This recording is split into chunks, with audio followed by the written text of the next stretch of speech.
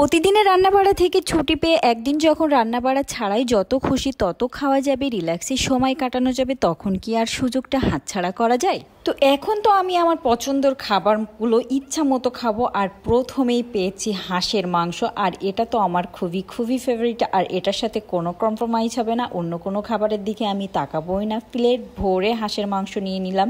আর হাঁসের মাংসটা খাওয়ার পরে যদি পেটে জায়গা থাকে তাহলে অন্য খাবার খাবো। আর আমি বরাবরই ভাত খাদক, ভাত ছাড়া আমার চলেই না।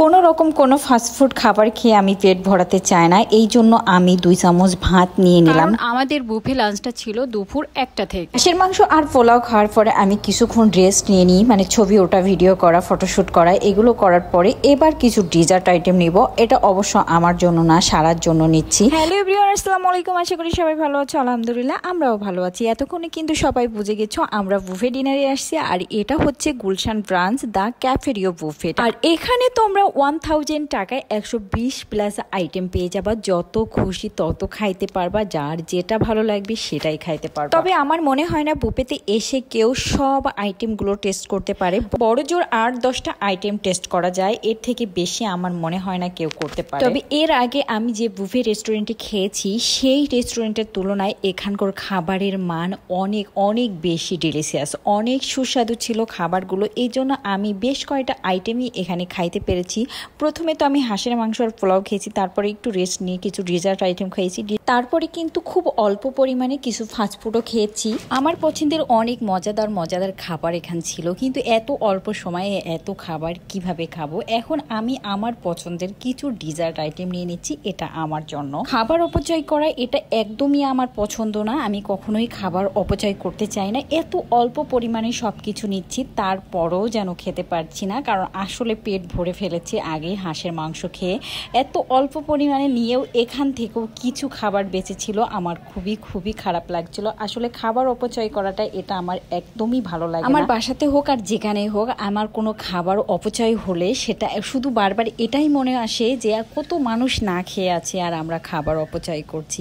এই জন্য আমি সবসময় আমার বাসার খাবারও খুব কম পরিমাণে করি। একজন মানুষের জন্য সবসময় চেষ্টা করি একটু কম পরিমাণেই তৈরি করার জন্য, কারণ চাহিদা থাকা ভালো কিন্তু নষ্ট করা ভালো না, এটা মাথায় রেখেই আস। আর এই যে সারার ব্যাপার কাণ্ড দেখলে হাসি পায়। সে কি একটা খাবার নিয়ে আসছে, মিল্ক আর ব্রেড দিয়ে ভেজানো, এটার আমি নাম জানি না। সে এটা নিয়ে এসে আর খাবে না, আর নষ্ট করতেও ভালো লাগছে না, এই জন্য আমি একটু একটু করে খাইলাম, কিন্তু এই খাবারটা তত বেশি টেস্ট না।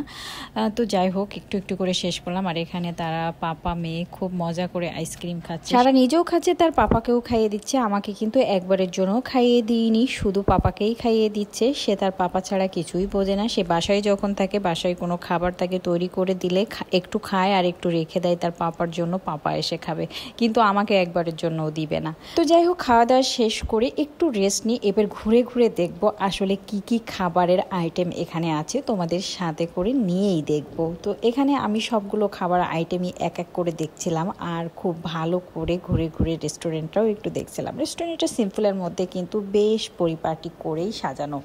অনেক বুফেতে কি হয়, রেস্টুরেন্ট অনেক গর্জিয়াস করে সাজানো, বাট খাবারগুলো ডিলিশিয়াস হয় না। আইটেমও অনেক থাকে বাট খাবার ডিলিশিয়াস হয় না, কিন্তু এখানকার খাবার অনেক অনেক বেশি ডিলিশিয়াস, যা মনে হচ্ছিল যে আমি একদম বাসার খাবার খাচ্ছি, এমনই টেস্ট লাগছিল। এই বুফেতে এসে আপনি হাঁসের মাংস খেয়েই টাকা উঠাতে পারবেন। যেখানে 300 ফিট নীলা মার্কেট 5 পিস হাঁসের মাংস 250 টাকা নেয়, সেখানে আপনি এখানে ইচ্ছা মতো খেতে পারছেন। তার মানে 1000 টাকার হাঁসের মাংস অনায়াসেই খাওয়া যাবে। এবার একদম লাস্ট খাওয়া দাওয়া, মানে এই খাওয়া দাওয়াটাই শেষ হয়ে যাবে।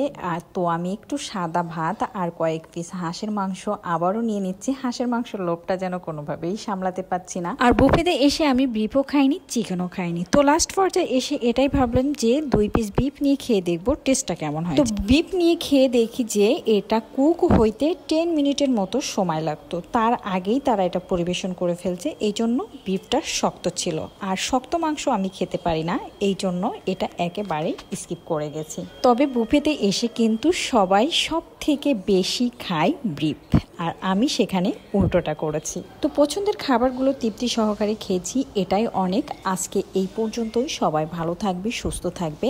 আগামী দিন আবারও কোনো ব্লগ ভিডিও নিয়ে হাজির হয়ে যাব। ততদিন সবাই সুস্থ থাকবে, ভালো থাকবে। আল্লাহ হাফেজ।